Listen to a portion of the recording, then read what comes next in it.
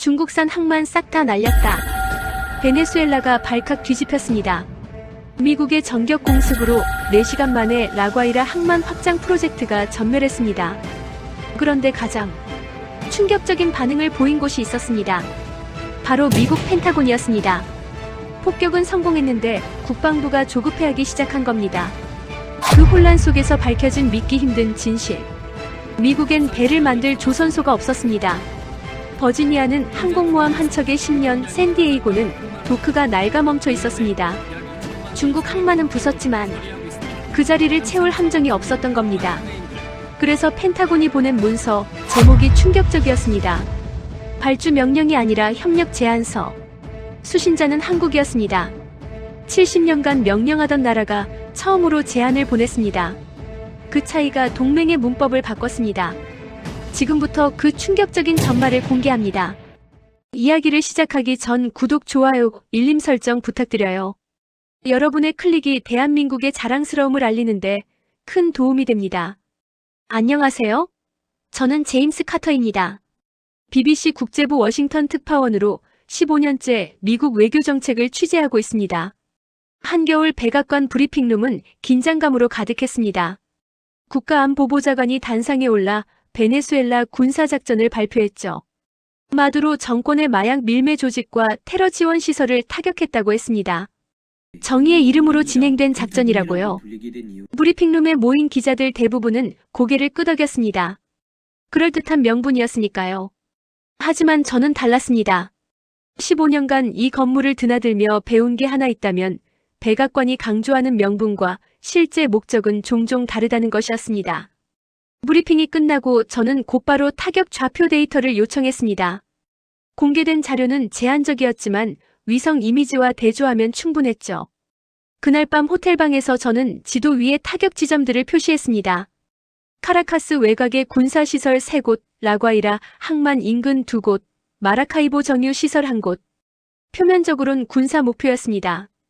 그런데 이상했습니다. 라과이라 항만 인근 타격 지점이 실제 군사시설이 아니라 건설 중인 부두 확장 구역과 겹쳤거든요. 저는 최근 3년간 베네수엘라 관련 보도를 다시 검토했습니다. 그리고 발견했죠. 2022년부터 중국이 라과이라 항만 확장에 거액을 투자했다는 기록을요.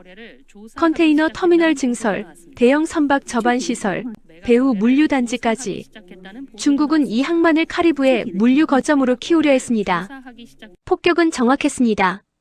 건설 중이던 크레인 기초 공사 현장, 준설 작업이 진행되던 접안 수역, 그리고 중국 건설사들이 사용하던 임시 사무동까지. 군사시설은 부차적이었습니다. 진짜 목표는 중국의 항만 투자였던 겁니다. 다음 날 저는 국무부 대변인에게 질문했습니다. 중국의 라과이라 항만 투자와 이번 타격의 연관성에 대해서요. 대변인은 웃으며 답했습니다. 순전히 군사적 판단이었다고. 항만 시설 피해는 의도하지 않은 부수적 결과라고요. 하지만 그의 눈빛은 달랐습니다. 제가 정확한 지점을 건드렸다는 걸 알고 있었죠. 저는 런던 본사에 보고했습니다. 이건 단순한 대테러 작전이 아니라고. 중국의 카리브해 확장을 차단하려는 전략적 타격이라고요. 편집장은 증거가 더 필요하다고 했습니다. 저도 알고 있었습니다. 좌표 일치만으론 부족하다는 것을요. 그날 밤 오랜 소식통에게서 연락이 왔습니다. 펜타곤에서 20년간 근무한 계약 분석관이었죠. 그는 조심스럽게 말했습니다. 베네수엘라 작전 닷새 전 국방부 내부에서 긴급 회의가 있었다고. 주제는 카리브해 해군력 증강이었다고요. 중국이 항만을 장악하기 전에 미국이 해군 전력을 배치해야 한다는 내용이었습니다. 저는 퍼즐 조각이 맞춰지는 걸 느꼈습니다. 베네수엘라 공습은 끝이 아니라 시작이었습니다. 미국은 중국의 투자선을 물리적으로 끊었고 이제 그 공백을 자국 해군력으로 채우려 했던 거죠. 명분은 정의였지만 계산은 냉정했습니다. 하지만 한 가지 의문이 남았습니다. 카리브해에 배치할 함정을 미국은 어떻게 확보할 것인가? 기존 전력을 재배치하면 태평양이 비고 신규 건조하려면 시간이 없습니다. 저는 이 질문에 답을 찾기 위해 다음 취재를 준비했습니다. 베네수엘라 하늘에 떨어진 폭탄은 마약 조직만 겨냥하지 않았습니다. 그건 중국을 향한 메시지였고 동시에 미국 자신의 다음 수를 예고하는 신호탄이었습니다. 저는 노트북을 닫으며 생각했습니다. 이 이야기는 이제 시작일 뿐이라고요. 펜타곤 소식통과의 만남은 조심스러웠습니다. 워싱턴 외곽의 한적한 카페에서 그는 서류 가방을 열었죠. 꺼낸 건 얇은 문서 뭉치였습니다. 미 해군의 함정 건조 계획서였어요. 문서 첫 페이지에는 명확한 목표가 적혀 있었습니다. 카리브해 전력 증강을 위한 대형 구축함 6척 건조. 예상 기간은 2년 이내. 배치 목적은 중국의 해상 물류선 차단 능력 확보. 계획은 완벽해 보였습니다. 그런데 두 번째 페이지를 넘기는 순간 저는 멈췄습니다. 실행 가능성 평가 항목이 모두 빨간색이었거든요. 버지니아 뉴포트 뉴스 조선소는 항공모함 건조로 포화 상태. 샌디에이고는 대형 도크 부족. 필라델피 HIA 조선소는 이미 폐쇄. 미시시피 잉글스는 소형 함정 전문. 어느 곳도 2년 내 대형 구축함 6척을 완성할 수 없었습니다. 소식통은 조용히 말했습니다. 이게 진짜 문제라고요. 미국은 설계할 수 있고 명령할 수 있지만 만들 수는 없다고. 지난 20년간 조선 산업을 방치한 대가라고 했습니다. 숙련 용접공은 은퇴했고 대형 도크는 녹슬었으며 연속 생산 시스템은 작동을 멈췄습니다. 저는 물었습니다. 그럼 어떻게 할 계획이냐고요? 그가 세 번째 문서를 건넸습니다. 제목은 해외협력 조선 제안서였습니다. 수신자는 한국의 주요 조선사 세 곳이었죠. 현대중공업, 삼성중공업, 하나오션. 문서를 읽으며 저는 놀랐습니다. 과거 미국이 동맹국에 보내던 발주서와 완전히 달랐거든요. 즉시 착수하라는 명령형 문장이 아니라 협력 가능성을 타진한다는 제안형 표현이었습니다. 미국 해군 규격 준수가 아니라 상호기술 기준 협의 같은 용어가 사용됐죠. 이건 단순한 외주가 아니었습니다. 미국이 처음으로 동맹국에게 필요하다고 인정한 문서였습니다. 소식통은 덧붙였습니다. 국방부 내부에서도 논란이 있었다고요. 미국 함정을 외국에서 건조한다는 게 자존심 문제라고 반발하는 사람들이 있었다고 합니다. 하지만 결론은 명확했습니다. 자존심과 현실 중 하나를 선택해야 했고 국방부는 현실을 택했습니다. 베네수엘라에서 중국의 항만을 폭격했지만 그 공백을 채울 함정이 없다면 의미가 없었으니까요. 저는 문서를 사진으로 남기고 카페를 나섰습니다. 워싱턴의 겨울 하늘은 무겁게 가라앉아 있었습니다. 제 머릿속엔 한 가지 질문이 맴돌았습니다. 한국은 이 제안을 받아들일까? 그리고 받아들인다면 그건 미국 패권 구조에서 한국의 위치가 어떻게 바뀌었다는 걸 의미할까? 다음 날 저는 편집장에게 서울 출장을 요청했습니다. 이 이야기의 다음 장은 한국에 있었으니까요. 편집장은 흔쾌히 승인했습니다. BBC는 언제나 이야기의 핵심을 쫓으니까요. 비행기 티켓을 예약하며 저는 생각했습니다. 베네수엘라 폭격은 서막이었고 진짜 드라마는 이제 시작이라고요. 패권국이 중견국에게 고개를 숙인 순간 세계 질서의 문법이 바뀌기 시작했습니다. 인천공항에 도착한 건 3월 초였습니다. 서울의 봄은 아직 쌀쌀했지만 도시는 활기로 가득했습니다.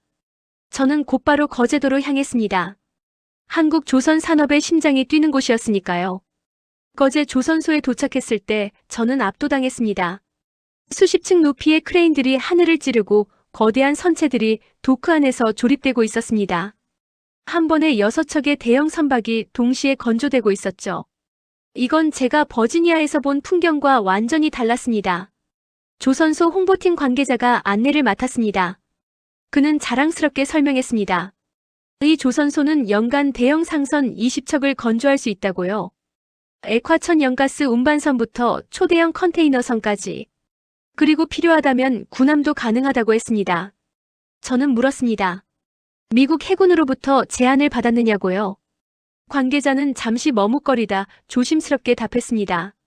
협의 중인 사안이라 구체적으론 말할 수 없다고. 하지만 그의 표정은 긍정을 의미했습니다. 도크를 둘러보며 저는 이해했습니다.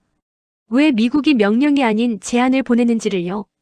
이곳엔 미국이 잃어버린 모든 것이 있었습니다. 최신 설비, 숙련된 인력, 그리고 무엇보다 연속 생산 경험. 한국 조선소는 매년 수십 척을 만들며 노하우를 축적했지만 미국 조선소는 10년에 한두 척 만들며 기술을 잊어갔습니다. 용접 현장에 들어갔을 때 한 노동자가 작업 중이었습니다. 그의 손놀림은 예술에 가까웠습니다. 두께 50mm 강판을 완벽하게 이어붙이고 있었죠. 통역을 통해 물었습니다. 이 기술을 익히는데 얼마나 걸렸냐고요? 그는 웃으며 답했습니다. 10년이요. 하지만 진짜 실력은 현장에서 수백 척을 만들며 쌓인다고 했습니다. 저는 깨달았습니다. 조선은 단순히 설계도만으론 안 된다는 것을요. 도크의 크기, 크레인의 성능, 용접공의 손기술, 자재 공급망, 품질 관리 시스템. 이 모든 게 유기적으로 작동해야 배 한 척이 완성됩니다. 그리고 이걸 연속으로 정해진 기한 내에 반복할 수 있는 곳은 전 세계에서 손에 꼽힙니다. 미국은 이론상으론 할 수 있습니다. 설계도 그릴 수 있고 예산도 충분하고 기술 기준도 세울 수 있죠. 하지만 실제로 만드는 건 별개입니다. 뉴포트 뉴스 조선소는 항공모함 한 척에 6년에서 10년이 걸립니다. 한국은 같은 시간에 대형 함정 10척을 만들 수 있습니다. 조선소를 나서며 저는 생각했습니다. 베네수엘라 공습 이후 미국이 직면한 건 군사적 공백이 아니라 산업적 공백이었다는 것을요. 중국의 항만을 폭격할 순 있지만 그 자리를 채울 함정을 만들 수 없다면 승리는 불완전합니다. 그리고 한국은 바로 그 공백을 채울 수 있는 유일한 파트너였습니다. 동맹이라는 이름 아래 명령받던 위치가 아니라 협상 테이블에 동등하게 앉을 수 있는 위치로 올라선 겁니다. 패권은 도크에서 멈춰 있었고 한국은 그 도크를 가진 나라였습니다. 서울로 돌아온 저는 한국 국방연구원 전문가와 만났습니다. 25년간 해군 전력을 연구해온 박 박사였습니다. 그는 제 질문에 답하기 전 먼저 데이터를 보여줬습니다. 화면에 띄운 표는 충격적이었습니다. 지난 10년간 미국과 한국의 대형 함정 건조 실적 비교였죠. 미국은 항공모함 2척, 이지스 구축함 10척. 한국은 이지스 구축함 6척, 호위함 12척, 잠수함 9척. 숫자만 보면 비슷해 보였습니다. 하지만 박 박사는 다음 슬라이드를 넘겼습니다. 건조기간 비교였습니다. 미국의 이지스 구축함 한 척당 평균 6년. 한국은 3년. 미국 항공모함은 10년. 한국의 경항모 계획은 5년. 격차는 명확했습니다. 박 박사는 설명했습니다. 미국 조선소들은 프로젝트 단위로 움직인다고요. 한 척을 설계하고 건조하고 완성하면 다음 프로젝트를 시작합니다. 반면 한국은 라인 단위로 움직입니다. 같은 설계를 연속으로 생산하며 효율을 극대화하죠. 저는 물었습니다. 그럼 미국이 한국에 발주하면 얼마나 빨리 만들 수 있느냐고요? 박 박사는 계산기를 두드렸습니다. 설계 검토에 6개월, 자재 확보에 3개월, 본격 건조에 2년. 총 3년 이내 가능하다고 했습니다. 미국이 자체 건조하는 것보다 절반 시간이었습니다. 하지만 문제가 있었습니다. 한국 조선소들은 이미 상선 수주로 일정이 빡빡했거든요. 민간 계약을 미루고 군함을 우선할 이유가 없었습니다. 박 박사는 말했습니다. 결국 협상은 돈과 시간의 문제라고요. 저는 다음 질문을 던졌습니다. 만약 한국이 거부하면 미국은 어떻게 하느냐고요? 박 박사는 잠시 생각하다 답했습니다.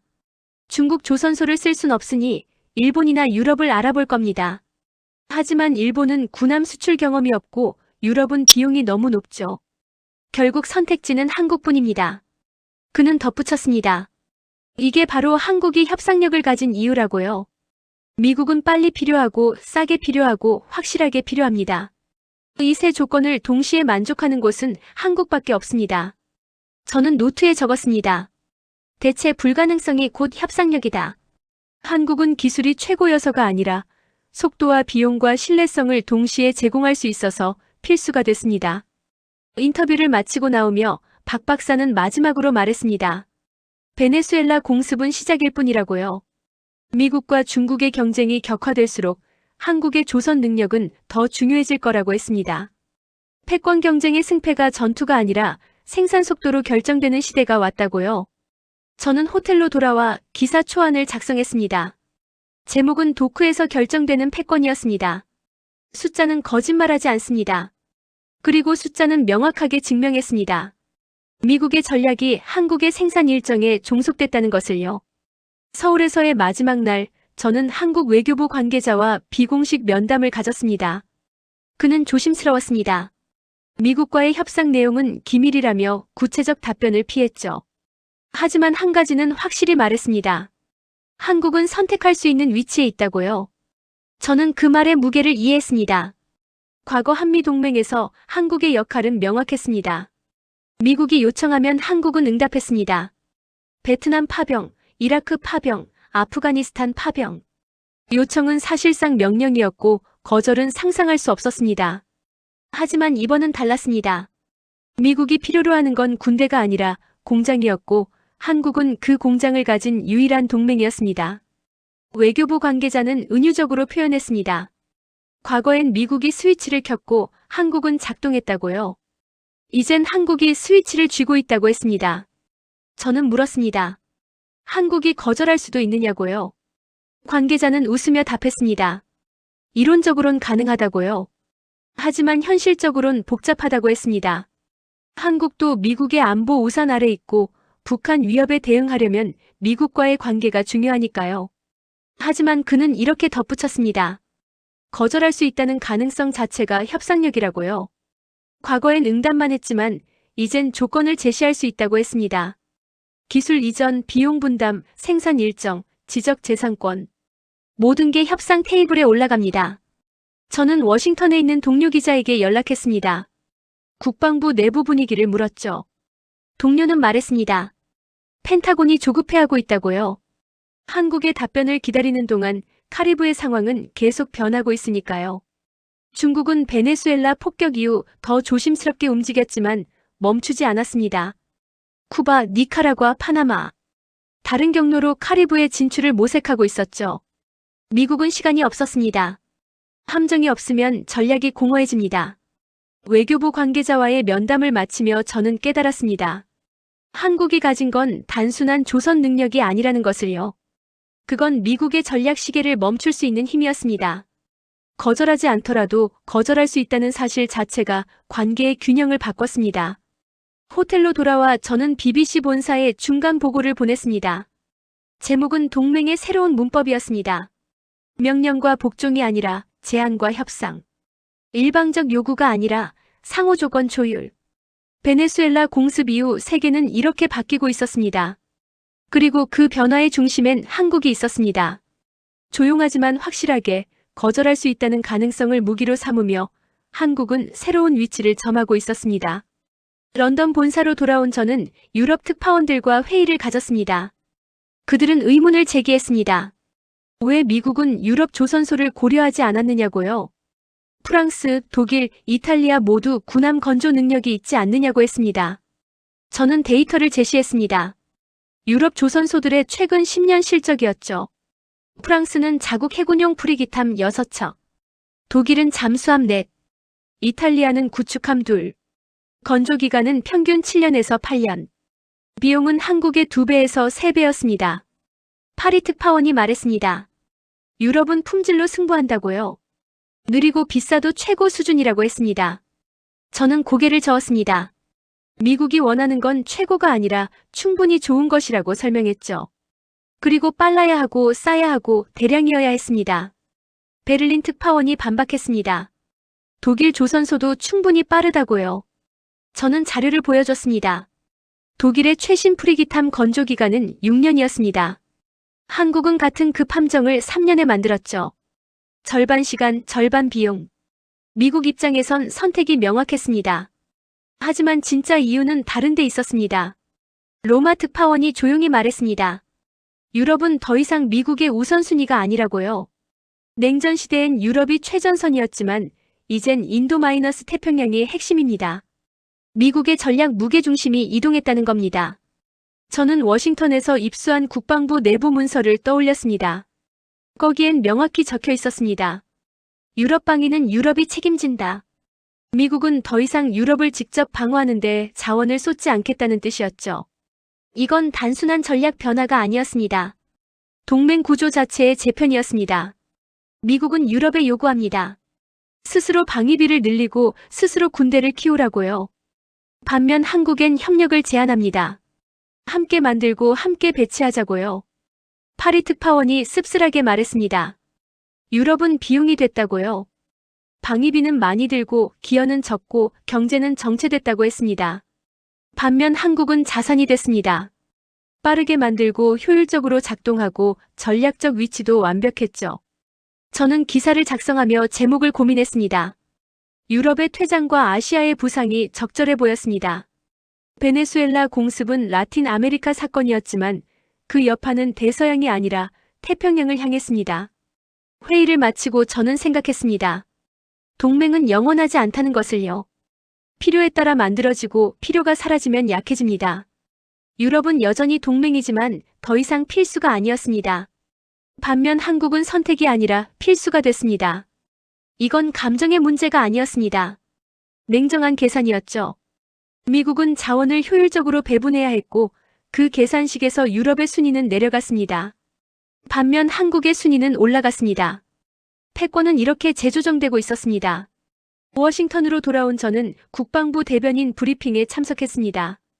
주제는 인도-태평양 전략 강화였습니다. 대변인은 자신있게 말했습니다. 미국은 이 지역에서 주도적 역할을 계속할 것이라고요. 하지만 저는 브리핑 내용보다 빠진 부분에 주목했습니다. 구체적인 전력 배치 일정이 없었거든요. 곧 발표할 예정, 검토 중, 협의 진행 중. 모호한 표현들 뿐이었습니다. 이유는 명확했습니다. 한국의 답변을 아직 받지 못했으니까요. 브리핑 후 저는 오랜 소식통을 만났습니다. 그는 피곤해 보였습니다. 지난 2달간 한국과의 협상이 쉽지 않았다고 했죠. 한국은 단순히 배를 만들어주는 하청업체가 아니라 전략적 파트너로 대우받길 원했습니다. 협상 테이블에서 한국이 제시한 조건들이 있었습니다. 기술 이전, 공동 개발 참여, 지적 재산권 보호, 그리고 무엇보다 한국 해군의 현대화 지원. 미국은 이 조건들을 검토하며 깨달았습니다. 더 이상 일방적으로 요구할 수 없다는 것을요. 소식통은 말했습니다. 펜타곤 내부에서도 의견이 갈린다고요. 보수적인 인사들은 한국에 너무 많이 양보한다며 반발합니다. 하지만 현실주의자들은 답합니다. 대안이 없다고요. 중국과의 경쟁에서 뒤처지고 싶지 않다면 한국과 협력해야 한다고 했습니다. 저는 물었습니다. 결국 합의에 도달할 것 같으냐고요. 소식통은 고개를 끄덕였습니다. 양쪽 모두 필요하니까요. 미국은 함정이 필요하고 한국은 안보 협력 강화가 필요합니다. 다만 과거처럼 명령과 복종 관계가 아니라 진짜 파트너십이 될 거라고 했습니다. 그날 밤 저는 지난 석 달간의 취재를 정리했습니다. 베네수엘라 공습으로 시작된 이야기가 결국 동맹 구조의 재편으로 이어졌습니다. 미국은 여전히 강했지만 혼자서는 부족했습니다. 한국은 작았지만 필수적이었습니다. 이건 단순한 군사 협력이 아니었습니다. 새로운 질서의 시작이었죠. 패권국이 명령하고 동맹국이 따르는 시대가 끝나고 패권국이 제안하고 필수국이 조건을 제시하는 시대가 열렸습니다. 저는 기사 제목을 정했습니다. 베네수엘라에서 시작된 질서의 변화. 남미 하늘에 떨어진 폭탄은 단순히 건물을 파괴하지 않았습니다. 오래된 동맹 구조를 흔들었고 새로운 관계를 만들어냈습니다. 그리고 그 중심엔 한국이 있었습니다. 조용하지만 확고하게 대체 불가능하다는 사실로 무장하며 한국은 협상 테이블의 한쪽에 앉았습니다. 더 이상 명령을 받는 자리가 아니라 조건을 말하는 자리에서요. 석 달 후 백악관에서 발표가 있었습니다. 한미-조선-협력협정 체결. 미국 해군 함정 6척을 한국 조선소에서 건조하고 양국이 기술을 공유하며 향후 10년간 협력을 지속한다는 내용이었습니다. 브리핑룸은 조용했습니다. 기자들은 이게 얼마나 중요한 순간인지 아직 이해하지 못했죠. 하지만 저는 알고 있었습니다. 이건 단순한 계약이 아니라 패권 구조의 공식적 변경이었습니다.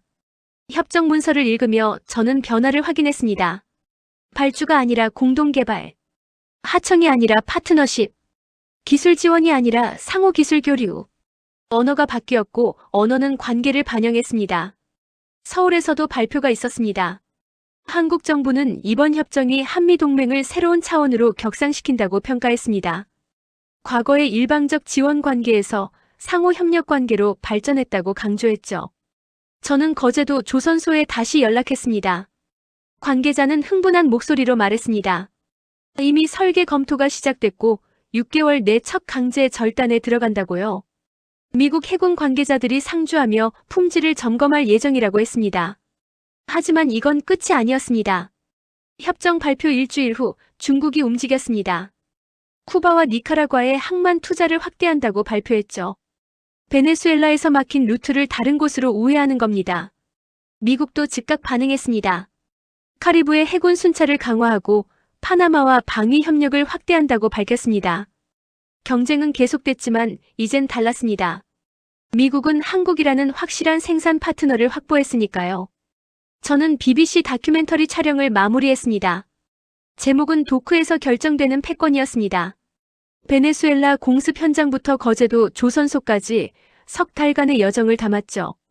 마지막 인터뷰는 한국 조선소 노동자와 함께했습니다. 그는 카메라를 보며 말했습니다. 자신은 그저 배를 만들 뿐이라고요. 정치나 전략은 모른다고 했습니다. 하지만 그의 손에서 만들어지는 함정이 세계 질서를 바꾸고 있었습니다. 다큐멘터리 마지막 장면은 거제 앞바다였습니다. 석양을 배경으로 거대한 크레인들이 움직이고 용접 불꽃이 튀었습니다. 저는 내레이션했습니다. 베네수엘라에서 시작된 이야기는 한국의 도크에서 새로운 장을 열고 있습니다. 패권은 더 이상 명령으로 유지되지 않습니다. 누가 더 빨리, 더 확실하게 만들어내느냐가 질서를 결정합니다. 그리고 한국은 그 생산의 중심에 섰습니다. 다큐멘터리는 영국에서 방영됐고 큰 반향을 일으켰습니다. 시청자들은 놀랐습니다. 작은 아시아 국가가 미국 전략의 핵심이 됐다는 사실에요. 하지만 저는 이게 당연하다고 생각했습니다. 세계는 변하고 있었습니다. 선언과 위협의 시대가 가고 생산과 실행의 시대가 왔습니다. 미국은 여전히 강했지만 이젠 혼자가 아니었습니다. 한국은 작았지만 대체 불가능했습니다. 베네수엘라 하늘에 떨어진 폭탄은 한 정권을 흔들었습니다. 하지만 그 폭탄이 진짜로 바꾼 건 동맹의 문법이었습니다. 명령이 제안이 됐고 복종이 협상이 됐습니다. 그리고 한국은 그 새로운 문법의 중심에 섰습니다. 저는 런던 사무실에서 다음 취재를 준비하며 생각했습니다. 이 이야기는 계속될 것이라고요. 미국과 중국의 경쟁이 격화될수록 한국의 위치는 더욱 중요해질 겁니다. 그리고 저는 그 변화를 계속 기록할 것입니다. 도크에서 결정되는 패권. 이건 단순한 제목이 아니라 새로운 시대의 정의였습니다.